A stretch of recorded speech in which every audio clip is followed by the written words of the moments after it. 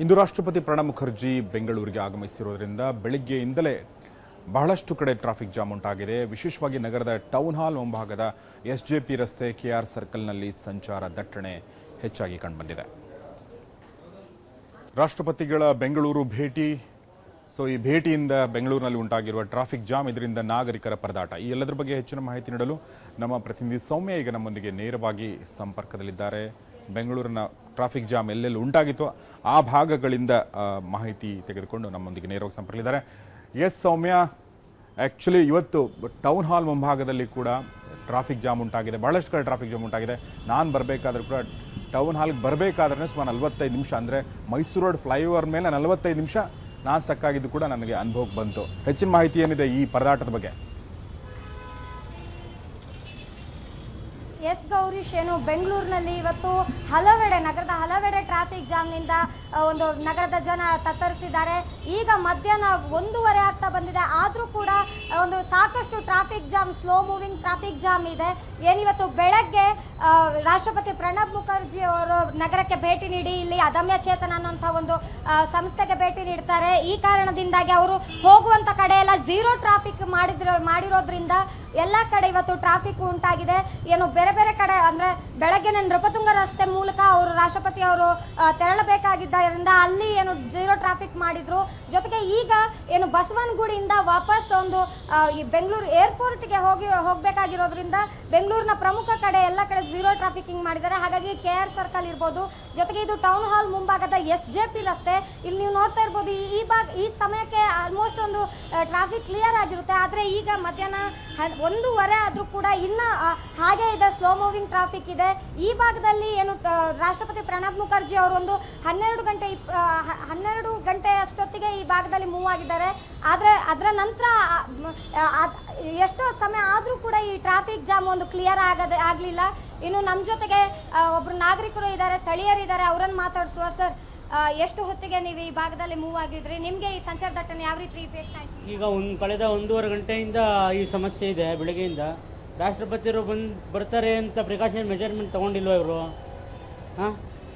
ಹಾಗಾಗಿ ಈಗ ನೋಡಿ, ನಾಗರಿಕರಿಗೆ ಎಷ್ಟು ಸಮಸ್ಯೆ ಆಗಿದೆ.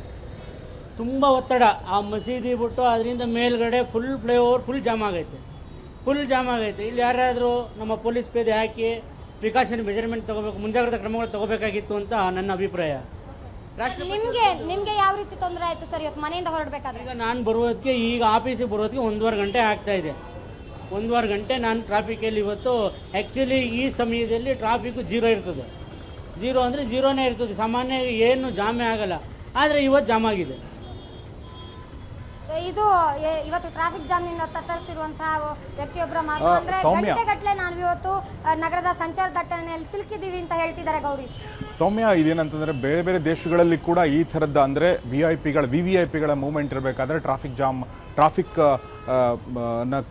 ಕಂಟ್ರೋಲ್ ಮಾಡುವಂಥದ್ದು, ರಸ್ತೆಗಳನ್ನ ತೆರವುಗೊಳಿಸುವಂಥ ನಡೀತಾ ಇತ್ತು. ಆದರೆ ಈಗ ಬೇರೆ ಬೇರೆ ಅಪ್ಡೇಟ್ ಮಾಡಿಕೊಂಡು ಬೇರೆ ಬೇರೆ ಕಾರ್ಯತಂತ್ರಗಳ ಮೂಲಕ ಸಾರ್ವಜನಿಕರ ತೊಂದರೆ ಆಗದ ಹಾಗೆ ಆ ಥರದ ಕ್ರಮಗಳನ್ನ ಈ ಬೇರೆ ಬೇರೆ ದೇಶಗಳಲ್ಲಿ ಕೈಗೊಳ್ಳಲಾಗ್ತಾ ಇದೆ. ಆದರೆ ಬೆಂಗಳೂರಿನಲ್ಲಿ ಯಾಕೆ ಇದೇ ಥರ ಇನ್ನೂ ಕೂಡ ಈ ಪರಂಪರೆ ಮುಂದುವರೆದಿದೆ?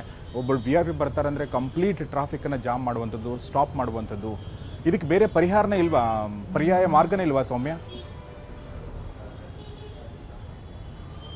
ಸರ್, ಇಲ್ಲಿ ಸಂಚಾರ ಪೊಲೀಸರ ಹತ್ರ ಮಾಹಿತಿ ಕೇಳಿದ್ರೆ ಅವ್ರು ಹೇಳ್ತಾ ಇದ್ದಾರೆ, ನಾವು ಆದಷ್ಟು ನಮ್ಮ ಪ್ರಯತ್ನ ಮಾಡಿದ್ದೀವಿ, ಎಲ್ಲ ಕಡೆ ನಾವು ಟ್ರಾಫಿಕ್ನ ಫ್ರೀ ಮೂವ್ಮೆಂಟ್ಗೆ ಈಗ ಕೂಡಲೇ ತಕ್ಷಣ ಕ್ರಮ ಕೈಗೊಳ್ತಾ ಇದ್ದೀವಿ. ಆದರೂ ಕೂಡ ಇವತ್ತು ವಾಹನಗಳು ಹೆಚ್ಚಿನ ಮಟ್ಟದಲ್ಲಿ ರಸ್ತೆಯಲ್ಲಿರೋದ್ರಿಂದ ಈ ರೀತಿ ಸಮಸ್ಯೆ ಆಗ್ತಾ ಇದೆ. ನಾವು ಏನೂ ಮಾಡೋಕ್ಕಾಗಲ್ಲ, ನಾವು ಅಸಹಾಯಕರು. ಬೆಂಗಳೂರಲ್ಲಿ ಅಷ್ಟೊಂದು ಮಟ್ಟದಲ್ಲಿ, ಅಂದರೆ 60 ಲಕ್ಷ ವಾಹನಗಳಿದ್ದಾವೆ, ಎಲ್ಲವೂ ರಸ್ತೆಗಿಳಿದಿವೆ.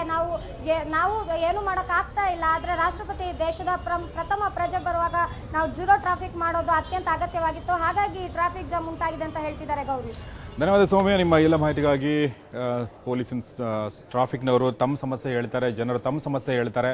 ಆದರೆ ಒಟ್ಟಾರೆಯಾಗಿ ಈ ಸಮಸ್ಯೆ ಹೀಗೆ ಮುಂದುವರಿಯುತ್ತಾ ಅನ್ನೋದು ಪ್ರಶ್ನೆ.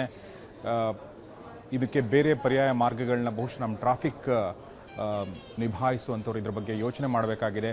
ಅತ್ಯಂತ ಕಡಿಮೆ ತೊಂದರೆ ಮೂಲಕ, ಅಂದರೆ ಅತ್ಯಂತ ಕಡಿಮೆ ತೊಂದರೆ ಕೊಟ್ಟು ಜನರಿಗೆ ಈ VIP ಮೂಮೆಂಟ್ಗಳನ್ನ ನಡೆಸುವಂಥದ್ದು, ಅದಕ್ಕೆ ಮಾರ್ಗಗಳನ್ನ ಯೋಚಿಸುವಂಥದ್ದು ಬಹುಶಃ ನೀಡ್ ಆಫ್ ದ ಅವರ್ ಅಂತಾರಲ್ಲ, ಅಂದರೆ ಈಗಿನ ಅವಶ್ಯಕತೆ ಇದೆ ಅನಿಸುತ್ತೆ.